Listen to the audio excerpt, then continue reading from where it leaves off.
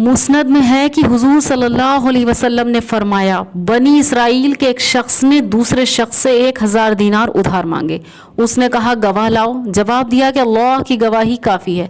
कहा ज़मानत लाओ, जवाब दिया कि अल्लाह की ज़मानत काफ़ी है।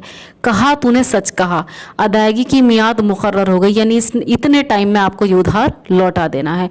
और उसने उसे 1000 दीनार गिन दिए। उसने समंदर का सफ़र किया और अपने काम से फारिग हुआ। जब मियाद पूरी होने को आई तो ये समंदर के करीब आया कि कोई जहाज़ कश्ती मिले तो उसमें बैठ कर जाऊँ और रकम अदा कराऊँ, लेकिन कोई जहाज़ ना मिला।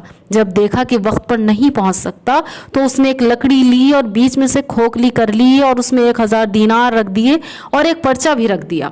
फिर मुंह बंद कर दिया और अल्लाह ताला से दुआ की, ए परवरदिगार, तुझे खूब इल्म है कि मैंने फ़लाँ शख्स से 1000 दीनार कर्ज लिए, उसने मुझसे ज़मानत तलब की, मैंने तुझे जामीन कर दिया और वो खुश हो गया। गवाह मांगा तो मैंने गवाह भी तुझको रखा, इस पर भी वो खुश हो गया। अब जबकि वक्त मुकर्रर ख़त्म होने को आया है, मैंने हर चंद कश्ती तलाश की कि जाऊँ अपना कर्ज अदा कराऊँ, लेकिन कोई कश्ती नहीं मिली। अब मैं इस रकम को भी तुझे सौंपता हूँ और समंदर में डाल देता हूँ और दुआ करता हूँ कि ये रकम उसे पहुँचा दे। फिर उस लकड़ी को समंदर में डाल दिया और ख़ुद चला गया, लेकिन फिर भी कश्ती की तलाश में रहा कि मिल जाए तो जाऊँ।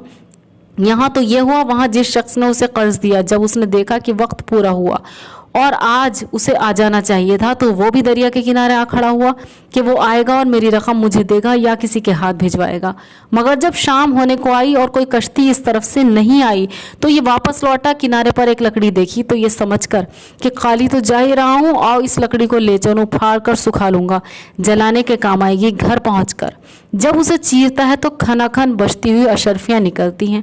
गिनता है तो पूरी 1000 है। वहीं पर्चे पर नज़र पड़ती है, उसे भी उठाकर पढ़ लेता है। फिर एक दिन वही शख्स आता है और 1000 दीनार पेश करके कहता है कि ये लीजिए आपकी रकम, माफ़ कीजिएगा, मैंने हर चंद कोशिश की कि वादा खिलाफ़ी ना हो, लेकिन कश्ती के ना मिलने की वजह से मजबूर हो गया और देर लग गई। आज कश्ती मिली, आपकी रकम लेकर हाजिर हुआ हूँ। उसने पूछा कि क्या मेरी रकम आपने भिजवाई भी है? उसने कहा मैं तो कह चुका कि मुझे कश्ती ना मिली। उसने कहा अपनी रकम वापस लेकर खुश होकर चले जाओ।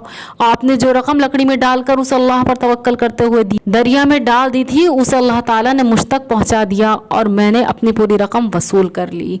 वो चीज़ जिसने उस लकड़ी को उस आदमी तक पहुँचा दिया वो थी देने वाले का तवक्कुल अल्लाह, और वो चीज़ जिसने कर्ज देने वाले को मोटिवेट किया कि अल्लाह को जामिन बनाता है और अल्लाह का प्रूफ पेश करता है, तो वो जिसने उसे रकम देने पर आमादा किया वो भी था तवक्कुल अल्लाह। तो वो चीज़ जो हमारी ज़िंदगी को आसान बनाती है, जिससे मौज़े होते हैं, वो चीज़ है तवक्कुल अल्लाह। एंड एनी हाउ हमें ये कोशिश करनी चाहिए कि इस ज़िंदगी में हम तवक्कुल अल्लाह हासिल कर लें, किसी भी तरह, चाहे अल्लाह की सोबत से हो, चाहे इल्म दीन के ज़रिए से हो।